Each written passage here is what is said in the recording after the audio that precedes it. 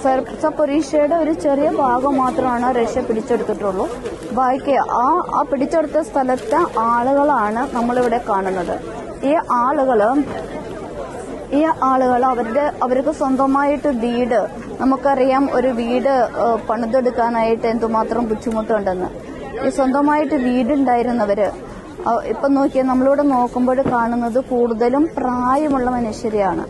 അവരുടെ മക്കള് യുദ്ധത്തിൽ പോയിട്ട് കുറേ പേരൊക്കെ മരിച്ചു പോയിട്ടുണ്ട്, അല്ലെങ്കിൽ അവര് യുദ്ധത്തിലാണ് ഇപ്പോഴും.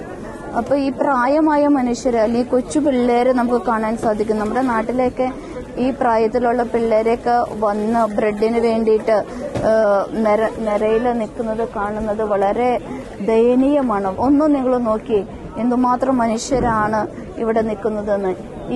ഇവര് രാവിലെ തുടങ്ങി വന്ന് നിൽക്കുന്നതാണ് ഈ ബ്രെഡിന് വേണ്ടിയിട്ട്. ഇവർക്ക് ഒരു ബ്രെഡും പിന്നെ കൺസർവ്, മീൻ്റെ കൺസർവ്, ഇതാണ് ഇവരുടെ ഭക്ഷണം. ഇതിപ്പോ തുടങ്ങിയിട്ട് 5 വർഷമായി. എനിക്ക് മനസ്സിലാവാത്തൊരു കാര്യം, ഇത്രയും യുക്രൈൻകാർ സഫർ ചെയ്യുമ്പോഴും പലപ്പോഴും ഞാൻ കേൾക്കുന്നുണ്ട് എന്തുകൊണ്ട് യുക്രൈന് യുദ്ധം നിർത്തിക്കൂടാ എന്ന്. യുക്രൈൻ എങ്ങനെയാണ് യുദ്ധം നിർത്തുക? ഇവിടെ വരുന്നവര് നോക്കിയേ, കാലില്ലാത്തവര്, എല്ലാം നഷ്ടപ്പെട്ടവര്, വീട് നഷ്ടപ്പെട്ടവര്, മക്കളെ നഷ്ടപ്പെട്ടവര്, എത്ര ദയനീയമാണെന്ന് നോക്കി. നമ്മുടെ നാട്ടിലൊക്കെ ഇങ്ങനെ ഈ ഭക്ഷണത്തിന് വേണ്ടിയിട്ടൊന്നും നിരയിൽ നിൽക്കുക.